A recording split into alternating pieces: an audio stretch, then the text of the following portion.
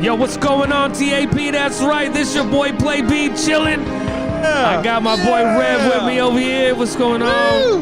Yes, it's your boy, Sir Rev the Servant. We actually have a guest in the studio, kind of. A very special guest, all the way from an undisclosed location. Colorgical. Is that you? Did you show him who Colorgical was? Did you ever show him? Yeah, we watched that movie, did we? Oh my, yes. A Bronx Tale? A Bronx Tale. Tell me I wasn't lying, though. Tell me I wasn't lying. Yes, we did. This is so fun. Oh yeah. So on the interview, man. on the show today for our special guest is a very interesting fella. Please, can I have some more? Attilio. How you doing, man? I'm all right. I'm in Korea, you know. You're not supposed to say that. And I was like, I'm just playing. You look good. You look good, man. I didn't know the Girl Scouts had bases out there. You know. Operation Human Shield. You know, when I try to get into the Air Force, they said go to the Army. They'll take anybody. Anybody. I'm just kidding. So I'm just kidding. This is my adopted son, Attilio. Mine too. This is our love child. For those of you that don't know, this is our love child. Interesting. Yeah. So, anyways, Attilio is my adopted child. Call me daddy. It's okay. Sadly. Sadly.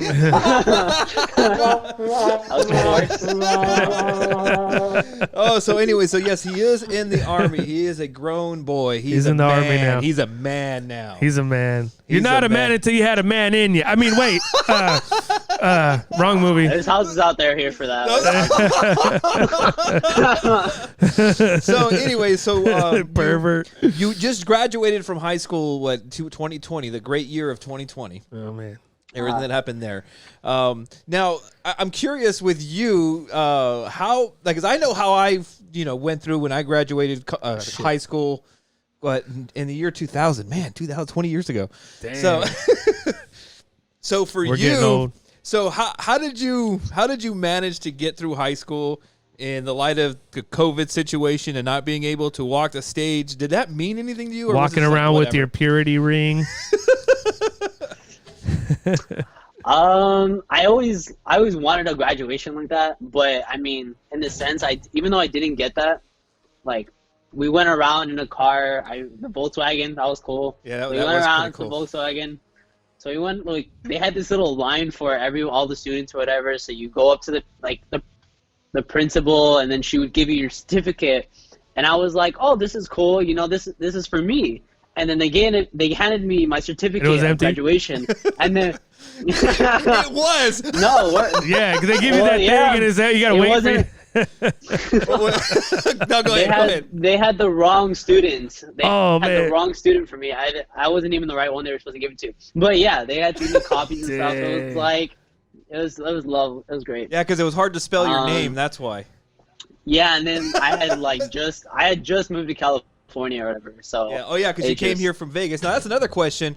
I mean, you're one of the most interesting people that I know, and luckily I had a chance to really get to know you. I grew really fond of you, but coming from let's keep it PG, guys. We're not going to make out. Calm down. He's not. He's not in the Navy. God. Shit. No Navy. Yeah. Oh. Wow.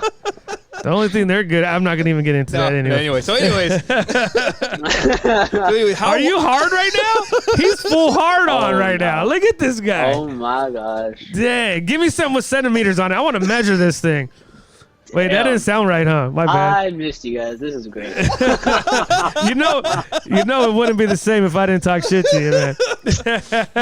Okay, so if everybody doesn't know, this is the real Play B right here. Like, and he's only had. I'm not even drunk. He's only had 7 beers. Anyways, so tell us a little bit about how it was going from Las Vegas, where you're originally from. You were born in Vegas. Nice. You spent nearly your whole adolescence in Vegas, and then you ended up coming to your lot senior of year. wet dreams. A lot of wet dreams in your- Vegas. your- At least they dried quickly. Oh my!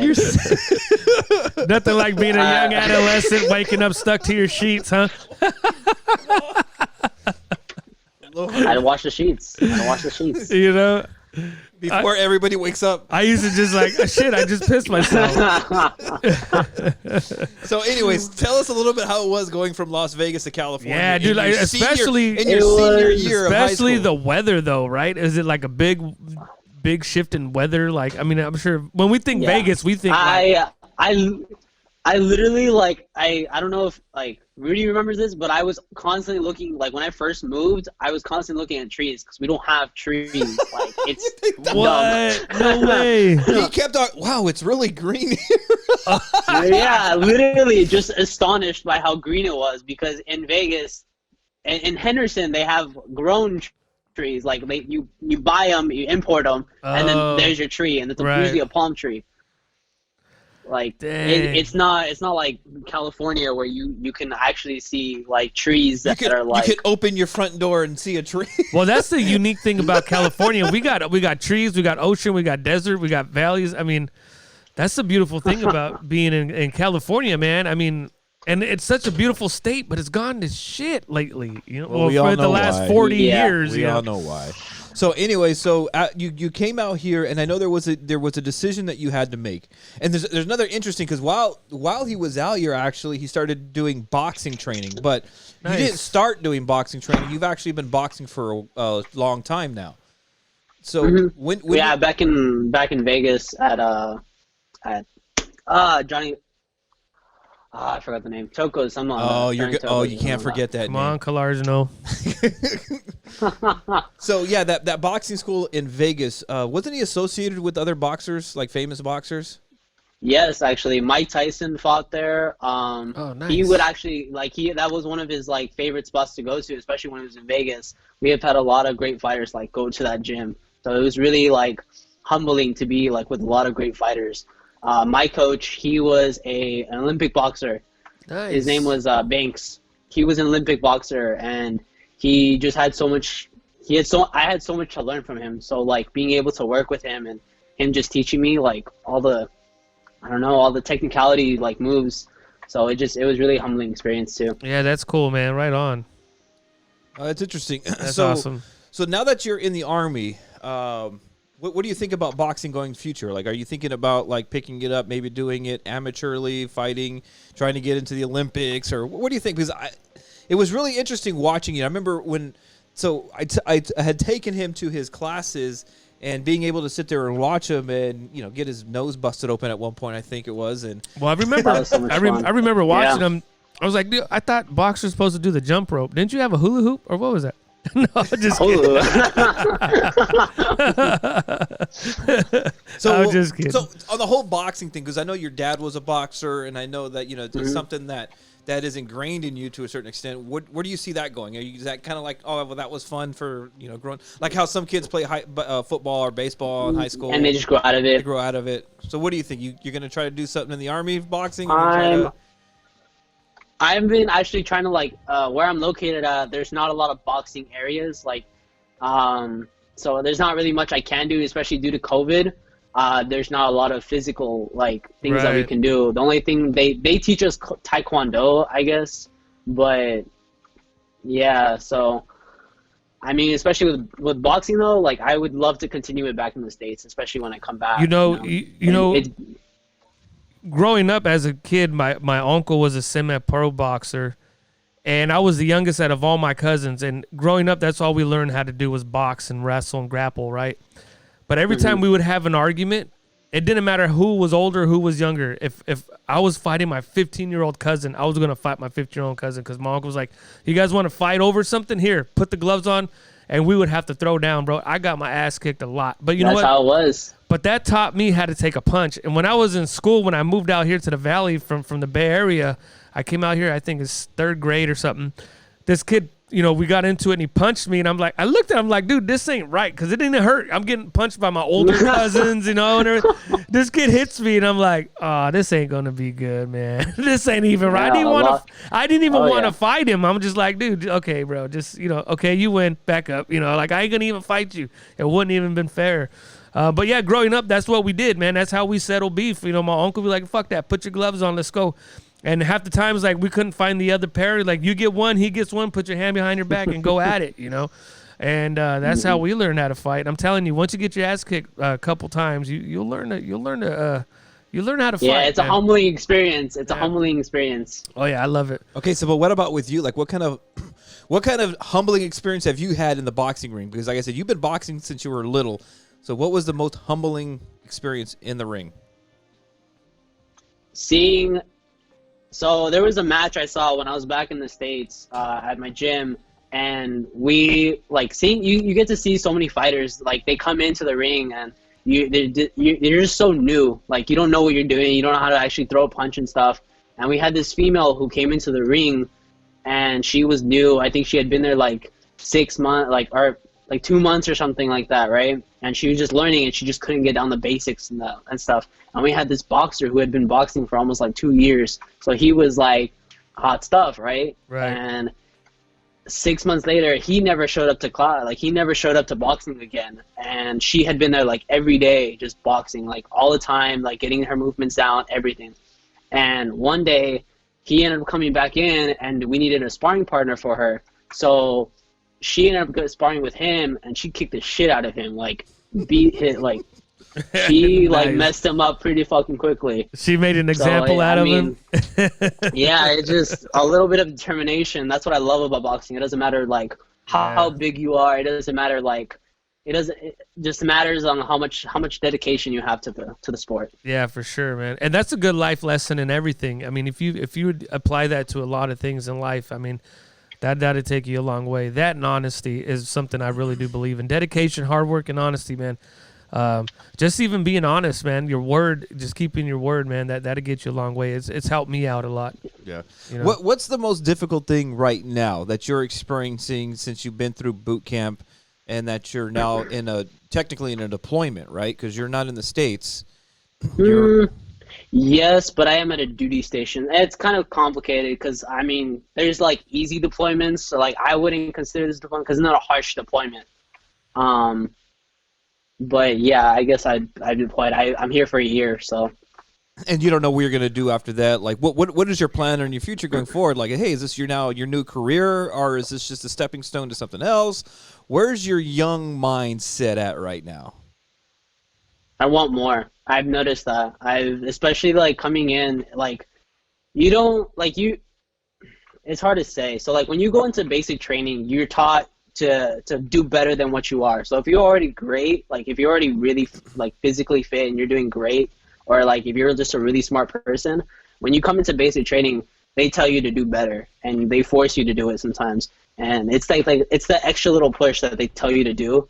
And I mean, I had been physically fit, decently physically fit when I came into the Army, but when I came right now, currently, coming out of the Army, it's to a different level. I didn't think I would ever be like this. Nice. And they just teach you to want more, and 100%. Now I was thinking just to do my 3 years and get out, but now I'm just oh, I don't know what I want to do. Maybe I want to go to school, maybe become an officer, or I don't know, maybe continue boxing. I 100% want to continue boxing, but it's just now I want so much more. I don't know what to do. Yeah. Well, you just take that one day at a time, because us as humans, man, sometimes our goals shift, and I think keeping short-term goals that lead up to your main-term goal is the way to go. So where do you see yourself in 5 years from now? Do you have a main goal that you want to accomplish? A long-term goal? A long-term goal or short? I guess short-term goal would be to 100% get back into boxing. I miss boxing with a passion. They have a bag here and a speed bag, so I 100% I'll wake up at 5 a.m. and I'll go work out whenever the gym opens. And that was one of the things that I really admired about you, and not necessarily because I never did those things, because I did those same exact things, buddy boy. I was up early in the morning. I would run 8 miles to do my thing. So, but I admired that about you because it reminded me a lot of myself, and and the fact that you're now in the Army and that you're still continuing that, and I really see that as a positive step. Maybe is it more like it's probably like more like an outlet for you now too, right? Yeah, 100%. It's been a different experience. Like I've always been around family and stuff, and that's been like what helps me get through my day, I guess. Like just coming back home and being like, hey, like it's seeing your loved ones. It's been nice, And from coming out here, you're kind of alone. Like you're not alone, but you have your friends. You have your battles or you have your friends and stuff. But yeah, but you have to learn to be more self-reliant, right? Yeah. Well, that's part of it. That's part of it. Isolation sometimes brings out character that you didn't know you had. You know what I mean? And it's all for good reason, because there's times when we're going to be alone. And these things you're learning in the military also teach you mentally, because sometimes we could feel alone mentally, even though we're surrounded by people. And some of these strives that you're learning physically could also help you mentally. And that's the beautiful thing about the military, man. You got to understand that when you come out, you're going to be a different person. I mean, you already are, man. I mean, you're an awesome individual to begin with. But that is true to a degree. But I think for a lot of the part, like the military doesn't necessarily make a man. I think it just refines who you already are. But what's a man? But that's what I mean. Man? But what I think what was happening and what I see with Attilio, and one of the things that I appreciate is that he's nobody's perfect, but he has a work ethic. He has a sense of he has a set of principles. He's an incredible individual. So what I see the military doing is not changing any of that. No, it's just sharpening. It's sharpening those, and that's those what edges. I'm saying. Yeah. It's like we have skills we're unaware of, and the only way we know that we even have them is have to face certain circumstances to bring these skills out, and that's the primary goal of your basic training, is to show you your weaknesses and how to overcome them. It's a really big reflection of who you are, especially when you join the Army. Like everyone says, "Oh yeah, like I'm gonna get through basic training," and I mean, I'm not saying anything but like standards wise. I'm not trying to say like which one's harder and which one's like easier, but like you see people that are like that go into basic training and they're like, "Yeah, I'm 100% gonna get through this," and then 2 weeks down the line, they're like, "I can't do this. I miss my family," and we'll have people drop out. That's the main reason people leave, because they've never been away from family. How are you adjusting to that? How have you adjusted to that? It was a little difficult at first because I had family around me all the time. I've never been away from family like that, like especially for so long. Yeah. But I mean, you learn how to cope. You learn new hobbies. Like you pick up things again, and you just really learn how to become your own person. That's 100% like one thing to do. Like you learn how to become your own person. Oh, that's interesting. And you get comfortable to uncomfortable situations. Yeah, exactly. How I mean, I don't want you to go in detail, but let's just like, how have you adjusted to the uncomfortableness of some of the things that you probably have experienced, and whether it be good or bad or tragic or whatever the case may be, because there's a lot that happens in the midst of all that, even that people that haven't been in that situation, and here's why. I have coworkers that have been in the military service, and they've shared with certain things, and it's pure tragedy. The things that they've experienced, the things that they've seen, the how even the simple fact that most people that go and see actual combat are not then trained to come back and then assimilate back into normal society. Yeah, it's hard to turn that off. Yeah, so it's just like go ahead. It's a difficult transition. Yeah, it's 100% like being out here and stuff, like you see things that are different, and it's not easy to deal with those things, but at the same time it's just you go back to the basics of what your principles are. Like the Army tries to give you, like, a lot of people come from different backgrounds, and what I was taught is everyone's going to have a different background to come from, but at the end of the day you have they give you a set of like goals, they give you a set of principles, because if you don't have principles you can't get through that at the end of the day. Or it's like they give you a set of principles that you don't have to follow by, but they help you cope with whatever kind of situation you're gonna go through. Like whatever, if you see anything or things like that, it's just things like that. No, and that's a good point, because without a certain set of principles, you're gonna walk around with your head cut off. You're not gonna know how to deal. And I think that's where a lot of people get caught up. Even in the midst of the battle, when you have these principles, sometimes we lose sight, and I think that's when people panic you know, and it's okay to be scared. That's a natural reaction. Actually, being scared is a good thing. It saves your life a lot of times, but you know. Okay, let me ask you another question. It's like, how aware are you of current events that have been happening in the country in the last in the last month, last 2 months? I'm moving to Switzerland, man. I'm moving to Switzerland. I'm pretty aware. I'm pretty aware of those things. That's I'm out of the States, so I'm kind of glad about that one for one. But yeah, no, I'm pretty caught up to date. Like I heard about the whole like national capital at the Capitol. Hey, at least they didn't burn nothing down, right? That gesture right there just says it all. I mean, we don't need to ask. We don't need to go into anything. He's aware of the double standard.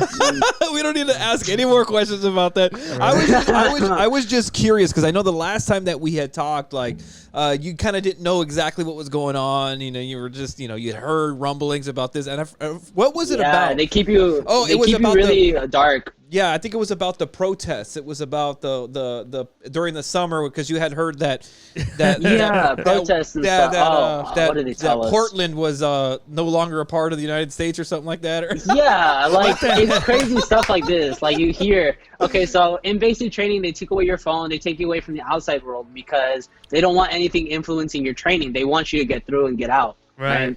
Get the hell out of here. And so, like, we had a drill sergeant who, we had an unknown source of information. Nice, give I like us that. this information. I like the way you churched that up. And basically, like, we found out that they told us that, like, we figured out that someone took control of a city or something like that. Yeah, like they literally told us. Yeah, they told us that someone took control of a city, and I think it was Seattle, right? Seattle. Portland. They took control of Seattle. Seattle and Portland, actually. Yeah, both. Yeah. Dang, so someone told us that, and we were like, "Nah, that's not happening." Like that was like we were like, "That's crazy." Like, and they were policing themselves too, and they were actually policing themselves in Portland. Yeah. Just we'll tell you all about it when we get back. No, but that was interesting because I remember we talked at one point during that, and you were like, "Hey, so I heard that Portland is taken over and not a part of the country no more or something." I was like, yeah, it was just like craziness, and we were told that we were gonna get told crazy stuff to like mess with us or whatever. But when I was like, what? Like when I heard it was true, parts of it was true. I was like, that don't make sense. Yeah, dude, I'm telling you, man. But that's peaceful protesting when you do it that way. Yeah, that's peaceful apparently. Yeah, that's peaceful. That's okay to do it that way because you know. So you've been aware of this whole thing, and I don't want to. Just because I respect where you were, I'm not going to ask you what you thought about everything else that was happening. I was just wondering if you were aware. I mean, I'm tempted, but I'm not going to. Let's just leave it like that. I'm not. I don't want you to get in trouble because this is going to go live on the internet. It's just This is on the interwebs. Yeah. You are loyal to the United States Constitution. You will serve and protect this nation. That's all we need to know. Yeah. You took an oath, man. You swore to it, bro. Is that right? Is that right on? Yeah. So, and you know, this has been an interesting conversation. There's so much more that we could talk. You gotta talk to us on this podcast a little bit more because I've been wanting you to get on here for a long time, even before you left, but you still didn't. So it's really interesting. It's a good way of catching up. So we got to do this again. 100%. Now that I know. Hey, how are you guys doing pranks out there to each other? Wait, hold on. It's 1 o'clock in the morning. No, that's like a thing in your barracks. People prank each other. No, you guys. No, that's hazing. That's 100% a thing. That's hazing that's 100% now. a thing. Right. Oh. Yeah, that's what I'm saying. You guys doing that? Well, you guys got any good ones we can talk about next time? Next time you got to tell us some of the little. I got some good stories. There you go. He puts he's putting eggshells in the rice and stuff. I don't know the recipe. So anyways, here's the interesting thing. We got to remember this now, because it is January 16th, 2021. It is 1:05 in the morning right now as we're recording this. It's 2017 over there. Wait, I don't what time is it over there right now? It's currently 16:05.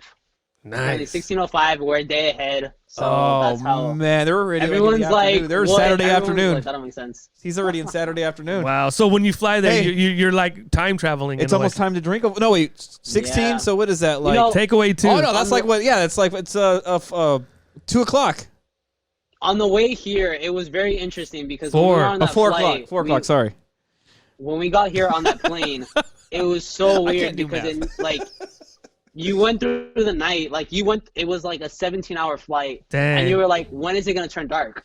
It never turned dark.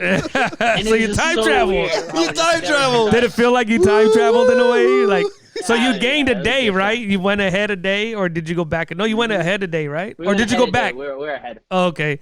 Because I forgot where it is where you fly. Like, let's say you fly today to, I forgot where it was, and when you land there, it's still the same day. You know, like you go backwards in a way.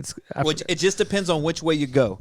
Right, And I right. think Yeah. if remember, the sun rises in the east and sets in the west. So if you go Well, towards, I'm if a you flat go earther. west, No, I'm just kidding. if you go west, then you're gonna keep up with time. Yeah, yeah. So like if you leave here at a certain time and then you go west, if you go to Hawaii or you go to Japan or Korea, Right. that's why he was Yeah. still. That's why it was still light. So it was still sunny. It's still light. So when he Nice. got there, I was like, It wait, was this is just sunny still. all the whole time. Yeah. So, but Dang, anyways. that's pretty cool. So and there's something else. So I'm gonna put this on the screen. And don't look at my screen. Don't look at my screen. B. I'm gonna put this up. Okay. So Oh, man. let me Oh, man. see if I Don't can. look. Don't look. I don't think he's gonna be able to see anyway. So I'm Don't gonna put look, this up. see. It's already on the stream. I mean, it's already on the. Let me see. I got this right. Oh no, I didn't do it right. Hold on. Figures. Oh no, I didn't do it right. Hold on, one more time. Oh my goodness, this is good thing this isn't live. Is it this one? Oh, screw it. I'm just gonna do this. I can't do it. Oh no. Oh, it's okay. It's okay. It's you know what? It's on. It's gonna be on the recording, so that means you're gonna have to go back and Is watch that it. Rambo? What's going on over there?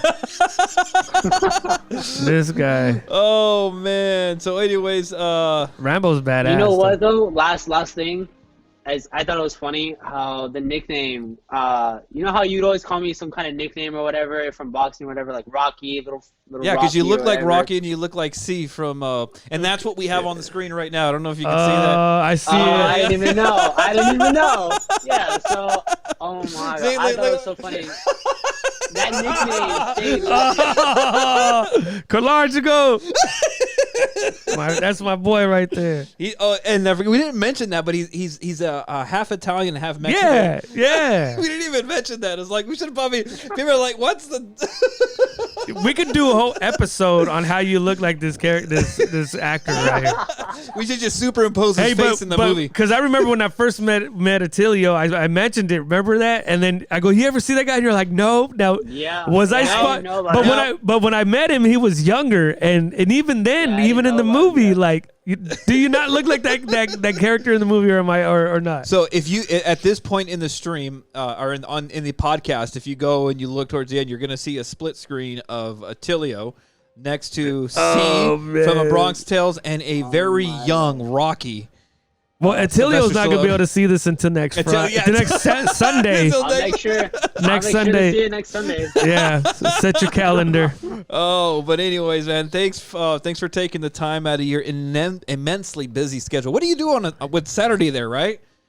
Yes, Saturday. All right, so we got to make sure that we keep tabs of this, and then that we can get you back in on another Saturday That'd be Saturday dope. night for a Yeah. podcast. I'll send you some foot powder or something.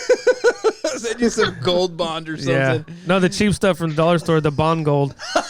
Oh heck yeah! You know? Oh man. So, anyways, Attilio, love you. Can't I wait love you, to brother. See you Love you again. guys. Thank you for your Miss service, you man. guys. Be Thank you. safe, and we will definitely talk to you again, Attilio. Thank you very much. This has been your boy, Sir Rev the Servant, with my co-host, That's right, play B, and baby. all the way from North Korea. No, I'm sorry, South Korea. Attilio. This has been the TAP. You've been tapped. Peace.